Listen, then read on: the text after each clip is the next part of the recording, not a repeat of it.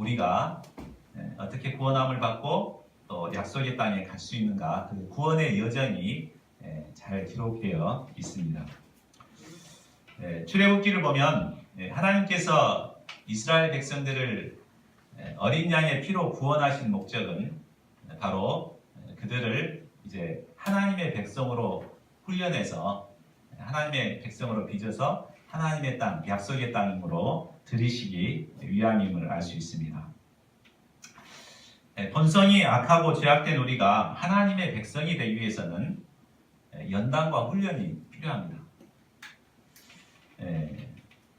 광야에서 40년 동안 이스라엘 백성들이 훈련받았던 것처럼 우리도 하나님 앞에서 하나님의 백성들로 빚어지는 훈련이 필요합니다. 그런데 많은 사람들은 그런 훈련 없이 그저 믿기만 하면 그냥 자동적으로 구원받고 하나님의 축복을 누리며 살아간다고 생각합니다.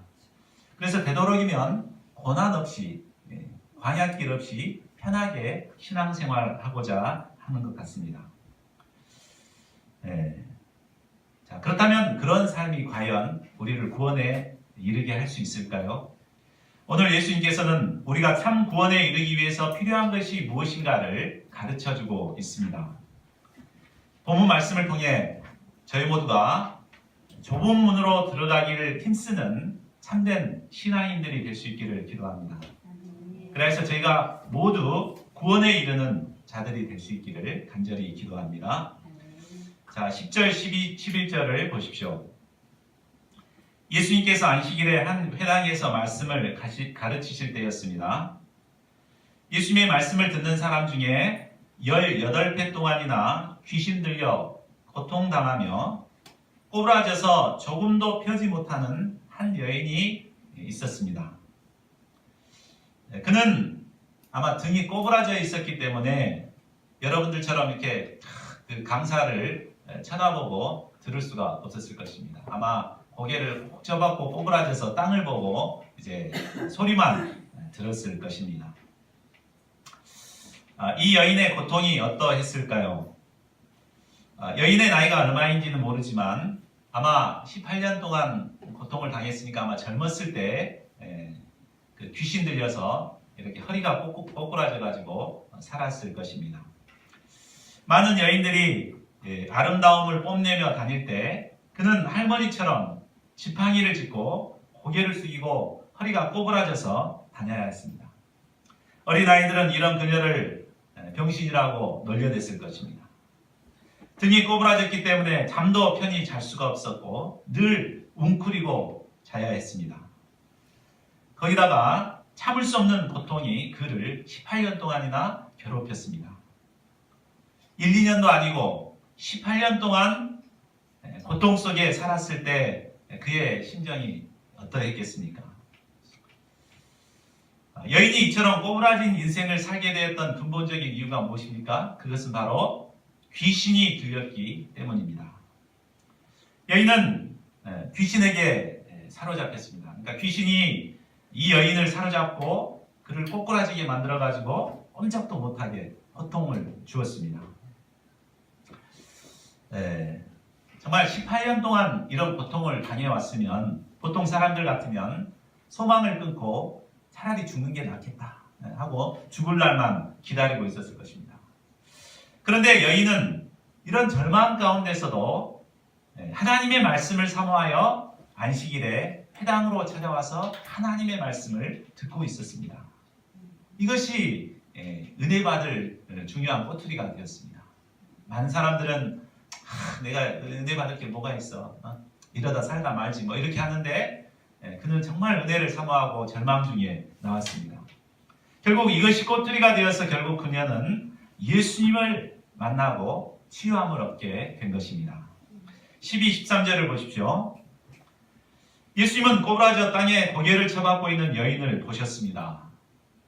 그리고 그의 고통에 깊이 동참하시고 그를 불쌍히 여기셨습니다. 그리고 그에게 다가와서 말씀하십니다. 여자여, 내가 내 병에서 놓였다. 그리고 꼬부라져 있는 그의 몸에 손을 대어 안수하셨습니다.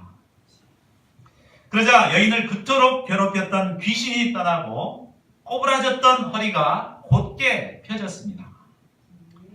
18배 동안 그녀를 사로잡고 있던 지긋지긋한 고통에서 해방이 되었습니다. 얼마나 기뻤겠습니까?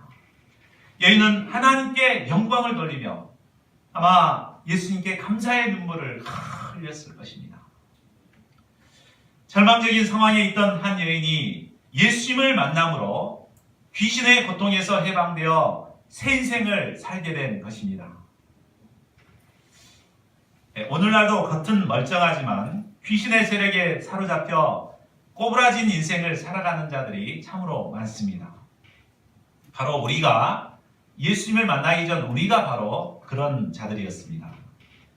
정욕귀신, 교만귀신, 절망귀신, 안일과 게으름 귀신에 사로잡혀서 곱게 펴지 못하고 꼬부라진 인생을 살던 자였습니다.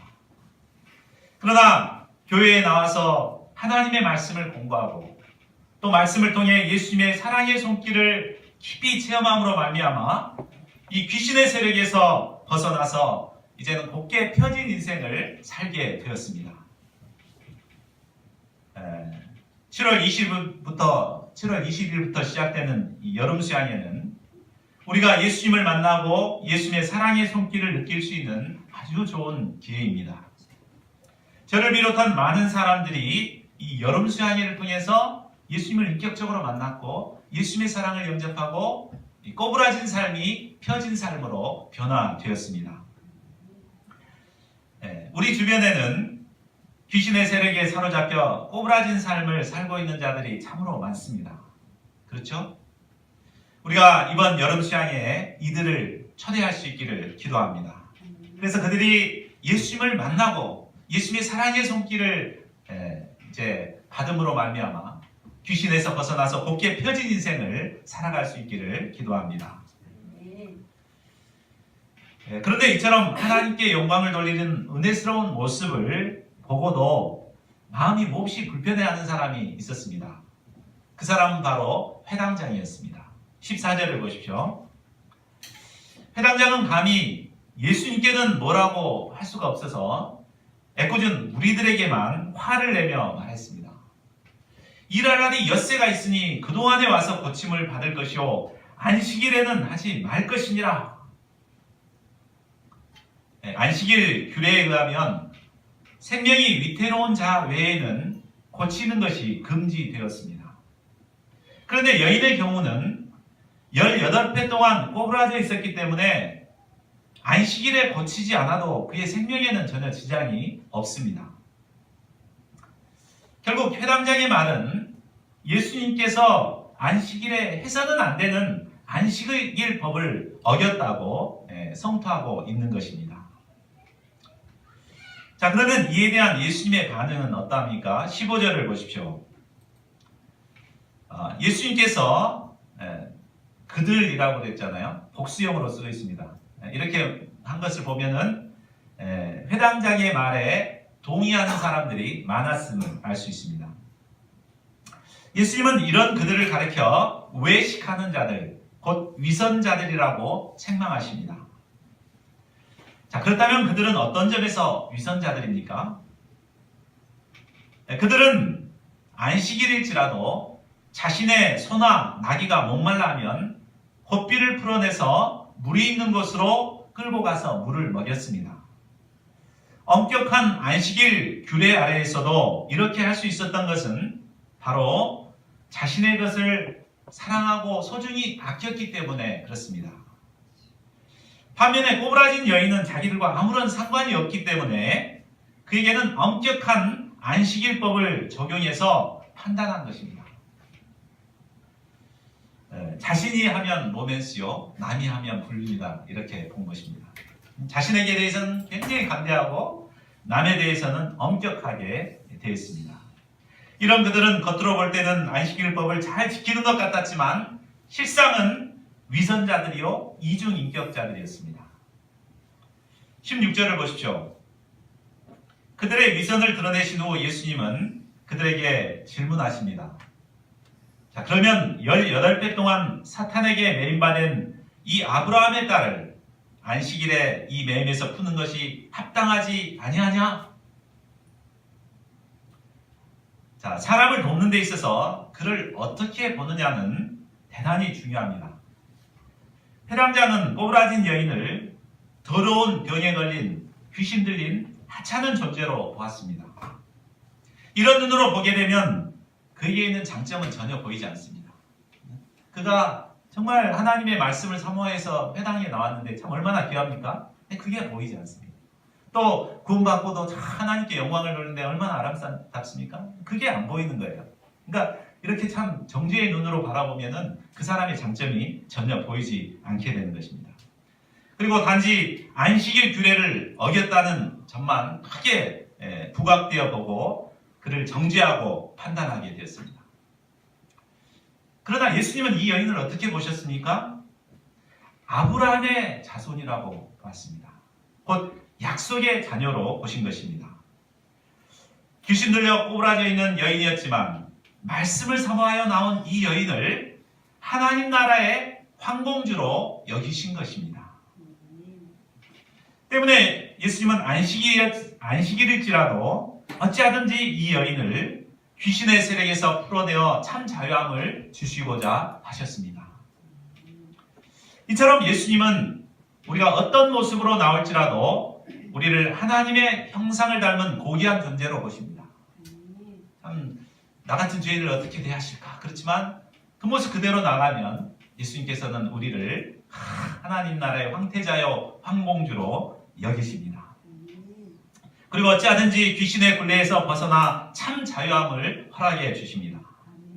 이 예수님을 생각할 때 우리는 어떤 상황 가운데서도 있는 모습 그대로 예수님께 담대히 나아갈 수 있습니다. 또한 우리가 여기서 배울 바는 우리가 어떤 눈으로 바라보고 양들을 섬겨야 하는가를 배울 수 있습니다. 우리가 양들을 섬길 때 회당장의 눈으로 보고 섬길 수 있습니다. 그렇게 보면은 단점만 막 보이죠. 그래서 정죄하고 판단하기가 쉽습니다. 그러나 예수님의 눈으로 바라볼 때 아무리 문제가 많은 문제투성이일지라도 그를 사랑하고 품고 섬길 수가 있는 것입니다. 이처럼 사랑으로 품고 섬길 때 양들이 꼬부라진 상태였을지라도 귀신 들렸을지라도 그들이 펴지고 회복되는 역사가 일어나게 될 것입니다. 자, 18절을 보십시오. 이 일이 있은 후에 예수님은 하나님의 나라에 대해 가르치십니다. 이는 꼬부라져 고통 속에 지내던 여인에게 임한 사건이 바로 이 땅에 하나님 나라가 이루어진 사건임을 말해주고 있습니다. 하나님 나라는 죽어서 가는 천국만 생각하기 쉽습니다. 그러나 그것만을 의미하지 않습니다.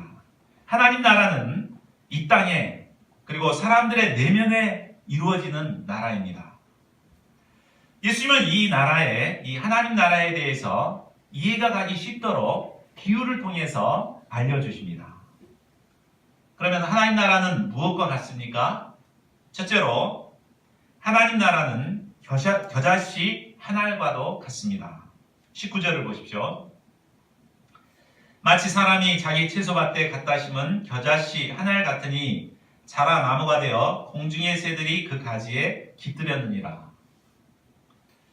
겨자씨는 씨 중에서 가장 작은 씨라고 합니다. 그래서 우리가 볼펜으로 딱 찍어 놓으면 그 크기가 바로 겨자씨의 크기라고 합니다. 그러나 이처럼 보잘것없는 것이지만 그것을 밭에다 심어 놓으면 자라나서 큰 것은 보통 3m에서 4m까지 크게 자라난다고 합니다. 그래서 날아가던 지친 새들이 그곳에 들어와서 깃들여 쉼을 얻게 됩니다. 작은 새의 간식거리도 못 되는 보잘것없던 것이 자라고 성장하여 온갖 새들을 뿜는 거목으로 자라나게 된다는 것입니다. 회당장은 18회 동안 꼬부라져 지내던 여인을 겨자씨 한 알처럼 무시하고 함부로 대했습니다. 그러나 이처럼 보잘것없던 여인이 예수님의 사랑과 말씀을 통해서 그에게 하나님의 나라가 임하게 되자 허리가 펴지고 하나님께 영광 돌리는 삶을 살게 되었습니다. 그리고 계속해서 하나님 나라를 이루어갈 때 그는 거목으로 자라나서 수많은 사람을 섬기는 축복된 삶을 살게 될 것입니다. 하나님 나라는 이처럼 연약하고 보잘것없는 한 영혼을 섬기는 것에서부터 시작됩니다.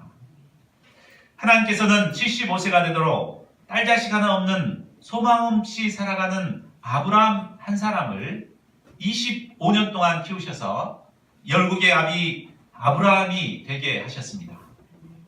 하나님께서는 나일강에 던져질 연약한 모세 한 사람을 80년 동안 키우셔서 이스라엘을 출애굽시키고 훈련하는 지도자로 귀하게 사용하셨습니다.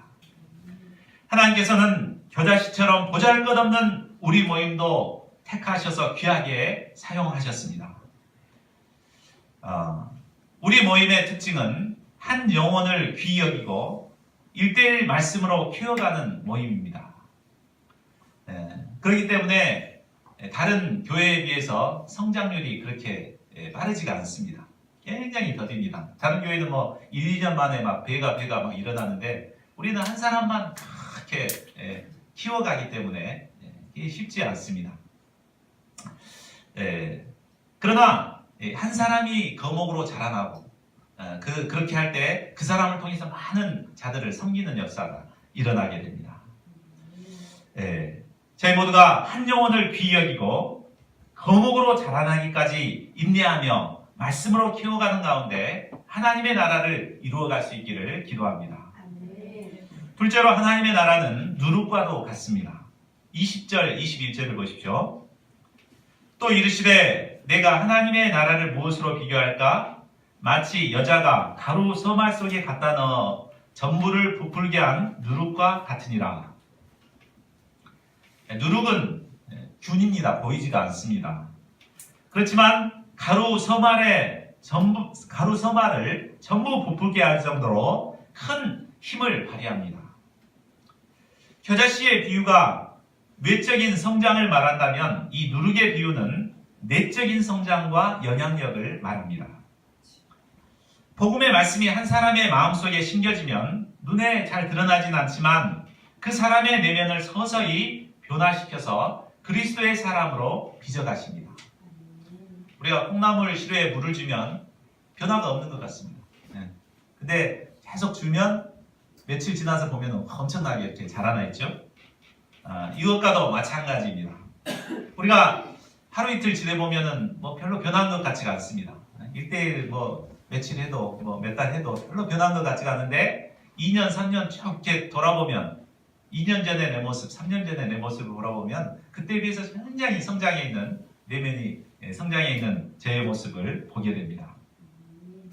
이기적이었던 자가 남을 돌아보며 또 하나님의 역사에 마음을 들이는 자로 성장하게 됩니다.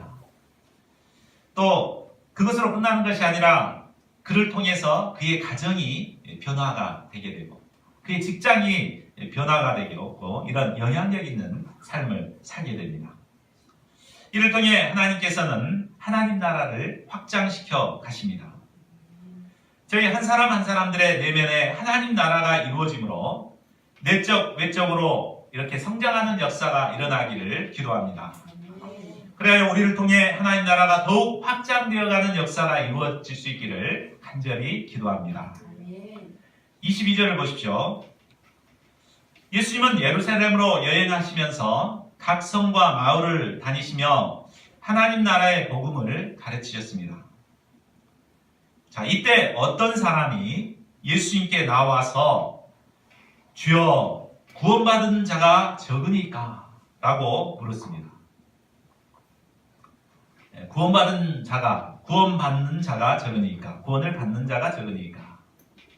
참 유대인이 이 질문을 했다는 것은 굉장히 놀라운 일입니다.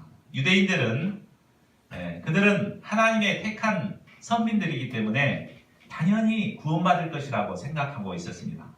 지옥은 선택받지 못한 이방인들이나 갈 것이라고 생각했고 할례받은 그들은 구원받는다는 것은 너무나 당연하다고 생각했습니다. 그런데 이 사람이 예수님의 말씀을 듣고 이런 문제의식을 갖게 된 것입니다. 예수님 말씀을 들어보니까 쉽지 않은 것 같아요. 그죠? 예수님 누가복음 9장 23절 24절에서 뭐라고 가르치십니까? 아무든지 나를 따라오려거든 자기를 부인하고 날마다 제 십자가를 지고 나를 따를 것이라. 누구든지 제 목숨을 구원하고자 하면 잃을 것이요 누구든지 나를 위하여 제 목숨을 잃으면 구원하리라 그랬습니다. 그러니까 구원을 받기 위해서는 날마다 자기를 부인하고 제 십자가를 지고 예수님을 따라야 하고 또 주님을 위해서 제 목숨까지 잃어야 한다고 말씀하신 것입니다. 그렇게 한다고 하면 구원받을 사람이 몇이나 되겠습니까? 그는 이 예수님의 가르침을 통해서 정말 이런 문제의식을 갖게 된 것입니다. 우리가 이런 문제의식을 갖는 게 참 중요합니다.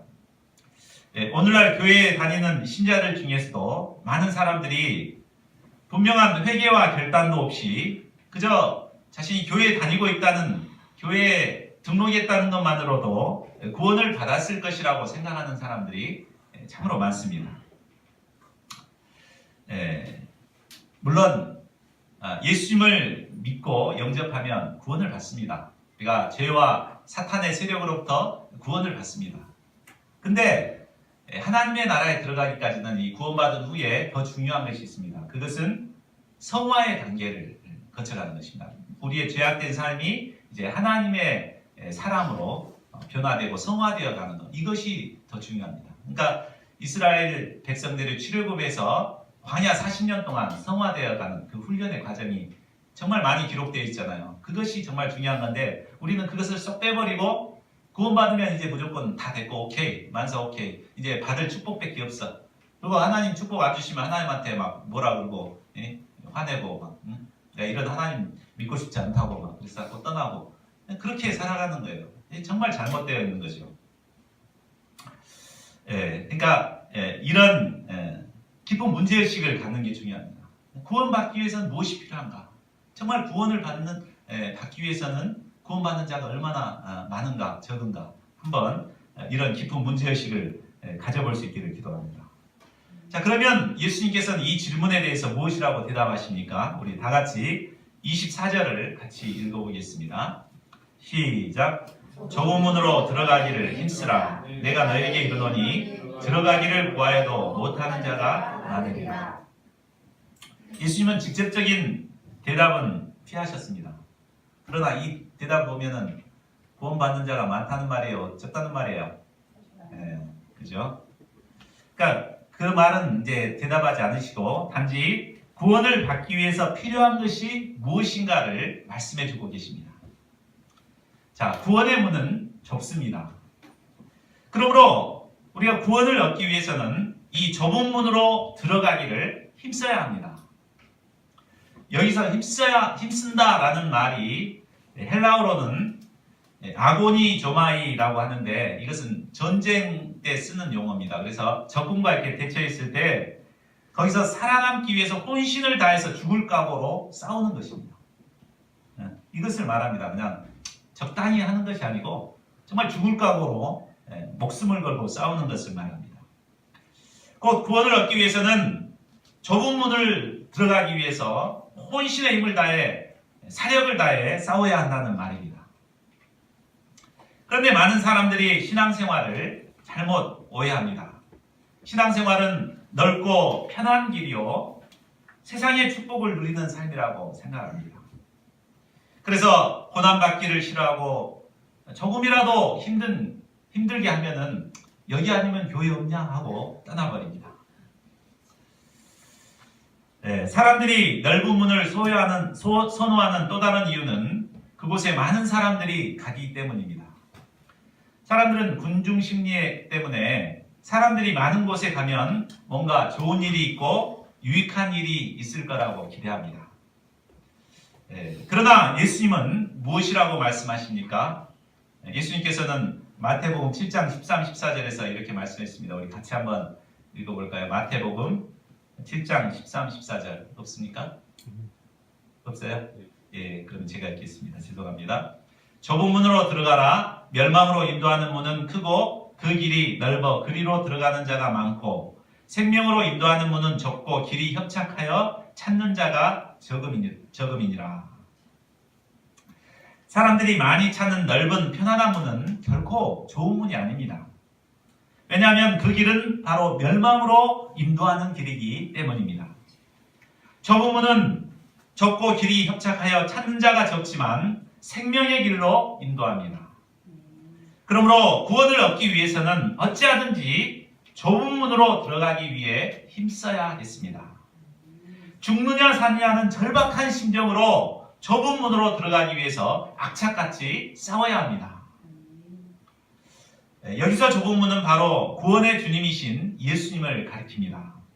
요한복음 10장 7절은 내가 문이니 누구든지 나로 말미암아 들어가면 구원을 받고 또는 들어가며 나오며 꼴을 얻으리라고 말씀하셨습니다. 또 요한복음 14장 6절은 내가 곧 길이요 진리요 생명이니 나로 말미암지 않고는 아버지께로 올 자가 없느니라고 하셨습니다. 예수님은 구원에 이르는 유일한 문이 되십니다. 그러므로 좁은 문으로 들어간다는 것은 예수님을 나의 구주로 영접하고 예수님을 본받는 삶을 사는 것입니다. 또한 예수님께서 가신 십자가의 길을 따라가는 삶입니다. 이를 위해서는 날마다 육신의 죄악된 소욕과 끊임없이 싸우는 투쟁이 필요합니다. 날마다 자기를 부인하고 자기 십자가를 지는 삶이 필요합니다. 이것이 바로 좁은 문으로 들어가기를 힘쓰는 삶입니다. 24절 하반절을 보십시오. 우리가 좁은 문으로 들어가기를 힘써야 하는 이유는 구원의 문이 항상 열려있지 않기 때문입니다. 사람들이 당장에 좁은 문으로 들어가지 않는 이유는 다음에도 기회가 있을 것이라고 생각하기 때문입니다. 여름 수양에 이번에 꼭 안 가더라도 다음번 기회가 있지 않겠는가. 내년도 있고. 그래서 다음 기회에 가겠다고 말합니다. 그러나 다음 기회가 또 있으면 좋겠지만 언제 구원의 문이 닫혀버릴지 모릅니다. 예수님이 언제 재림하실지도 모르고 하나님께서 우리의 영혼을 언제 불러가실지도 모르기 때문입니다. 그러므로 기회가 주어졌을 때, 구원의 문이 열려있을 때 우리는 좁은 문으로 들어가기에 힘써야겠습니다. 그러다 만일 구원의 문이 닫히게 되면 어떻게 됩니까? 25절을 보십시오. 집주인이 일어나 문을 한 번 닫은 후에 너희가 밖에 서서 문을 두드리며 주여 열어주소서 하면 그가 대답하여 이르되 나는 너희가 어디서 온 자인지 알지 못하노라 라고 할 것이라고 합니다. 구원의 문은 한 번 닫혀버리면 다시는 열리지 않습니다. 그때 가서 땅을 치며 후회해봤자 소용이 없습니다. 그런데도 많은 사람들이 자기가 원하는 대로 살다가 내가 원하는데 죽기 전에 딱 예수님 믿고 구원을 받고자 합니다. 그래서 십자가에 달렸던 오른편 강도를 롤 모델로 삼습니다. 그래서 세상에서 죄진 거 다 지고 마음대로 살다가 죽는 순간 예수님 다 영접하고 구원받으면 얼마나 좋겠습니까? 그러나 한 번 기회를 놓쳐버리면 다시는 돌아오지 않을 수도 있습니다. 이 세상에 올 때는 주민등록 번호 순서대로 왔지만 갈 때는 순서가 없습니다. 그러므로 구원의 기회가 주어졌을 때 속히 구원의 문에 들어가야 합니다. 고린도후서 6장 2절은 말합니다. 이르시되 내가 은혜 베풀 때에 너에게 듣고 구원의 날에 너를 도왔도다 하셨으니 같이 읽겠습니다. 보라 지금은 은혜 받을 만한 때요 보라 지금은 구원의 날이로다. 지금 좁은 문으로 들어가기에 힘쓰기를 기도합니다. 자, 그런데 26절을 보면 구원의 문에 들어가지 못한 사람들이 예수님을 전혀 모르는 사람들이 아니었습니다. 그들은 주 앞에서 먹고 마셨을 정도로 예수님과 가까운 사이였습니다.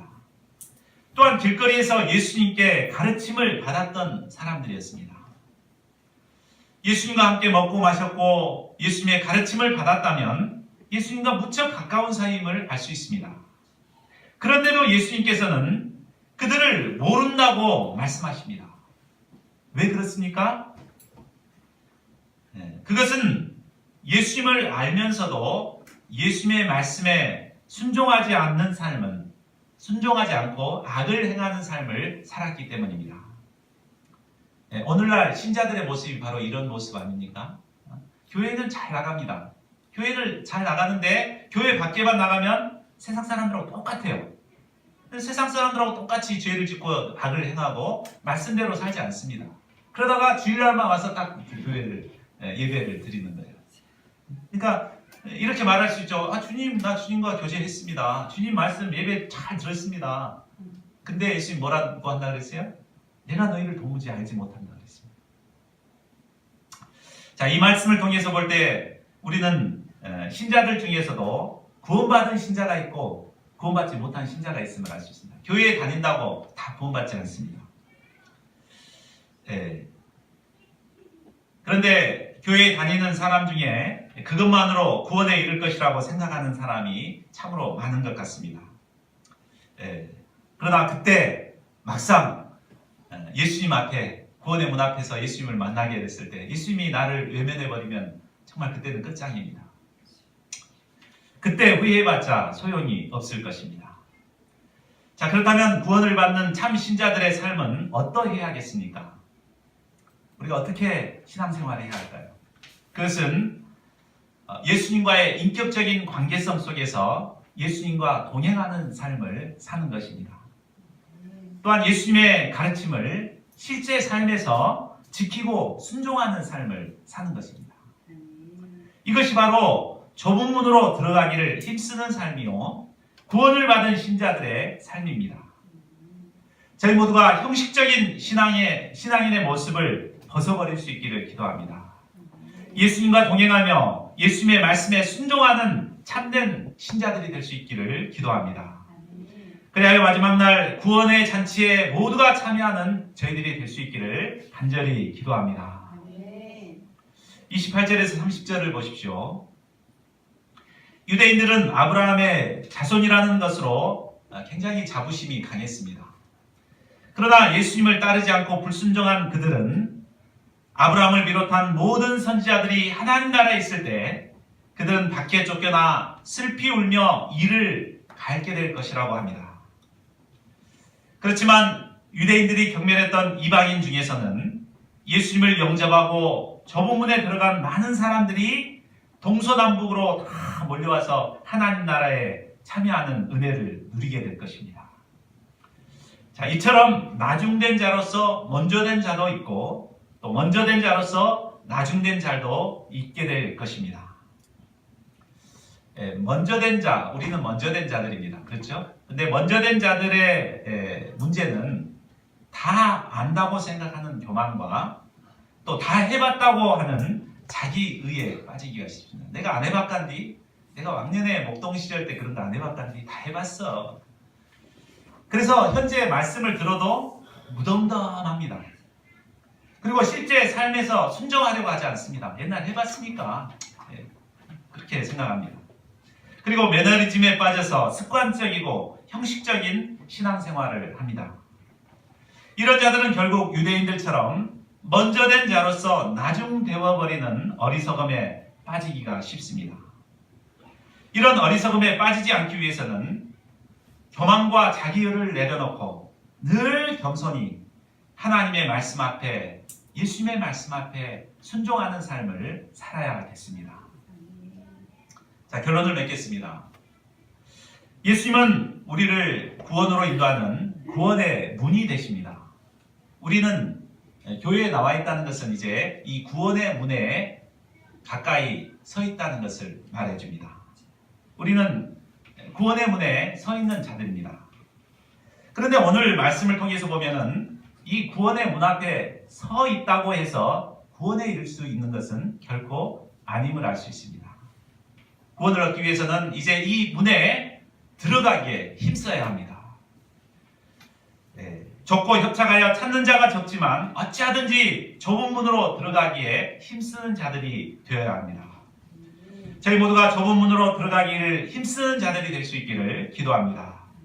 그래야 장차 하나님 나라의 천국 잔치에 참여하는 저희 모두가 될 수 있기를 간절히 기도합니다. 네, 요절 말씀 읽고 우리 통성으로 기도하는 시간 갖겠습니다. 요절 시작.